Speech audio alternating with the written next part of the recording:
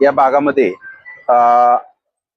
बहुतांश चाळ एरिया असल्यामुळं आम्ही 2 टाइम घंटागाडी पाठवत होतो, परंतु घंटागाडीला लोकांचा प्रतिसाद नव्हता. त्यांच्या सोयीनुसार लोक कचरा टाकायचे आणि आपण हा जो पाठीमागचा भाग बघतोय तिथं जवळपास एक डंपर भरेल असा कचरा इथं दररोज साठला जायचा.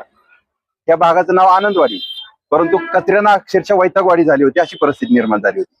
परंतु आपले स्थानिक नगरसेवक पिंगळे साहेब, त्यांची सर्व टीम, इथले कार्यकर्ते प्रथम पवार, हे सगळ्यांना आम्ही एकत्रित आणलं आणि यामुळं काय झालं की दररोज घंटागाडीच्या 2 वेळा आणि त्याच्याबरोबर एक जनजागृती करणारी टीम घंटागाडी बरोबर दिली आणि प्रत्येक नागरिकाला सांगितले की तुमचा कचरा घंटागाडीत आला पाहिजे.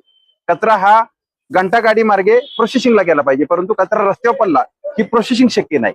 तर त्यासाठी प्रत्येक कुटुंबाला आम्ही सक्ती करण्याचा प्रयत्न करतोय आता की तुमचा कचरा घंटागाडीत आणा आणि तो वर्गीकृत आणा. जर तुम्हाला काय अडचणी असेल तर आम्ही सक्षमपणे ते हाताळू आणि आम्ही आता 2 टाइम इथं जनजागृती करतोय, 2 टाइम कचऱ्याची गाडी देतोय. परंतु काही लोकांची जी अनास्था होती ती दूर करण्यासाठी आता आम्ही त्यांना महिला बचत गटाच्या माध्यमातून दंडात्मक कारवाई सुरू केलेली आहे. त्यामुळं आता आम्हाला 3 दिवसामध्ये इथं कचरा कसलाच वर्गीकृत नव्हता, कसलाच घंटागाडीत येत नव्हता, परंतु आता इथलं जवळपास 90% वर्गीकरण झाले 3 दिवसात. तर आमचं टार्गेट आहे की या भागामध्ये पूर्ण एक आठवडाभर ही मोहीम राबवून लोकांना जनजागृती करायची.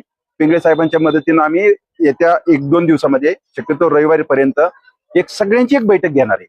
सगळ्या लोकांना कचरा आणि आपली जबाबदारी काय आहे. मुळात कचरा ही समस्या नाहीच आहे, लोकांची मानसिकता ही समस्या आहे आणि मानसिकता बदलणं हे आमचं कर्तव्य आहे.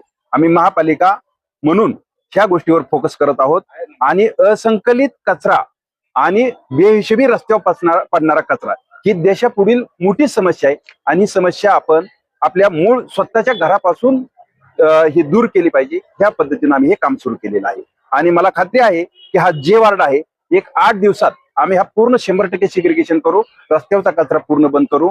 आम्ही रस्त्यावर आलोय, लोकांनी थोडं 2 पावलं पुढे टाकली पाहिजेत आणि कचऱ्याची मुळात समस्या नाही, आपण निर्माण केलेली ही समस्या आहे, ही सगळ्यांनी मिळून अंतर्मुख विचार करून त्याच्यावर उपाययोजना केल्या पाहिजे.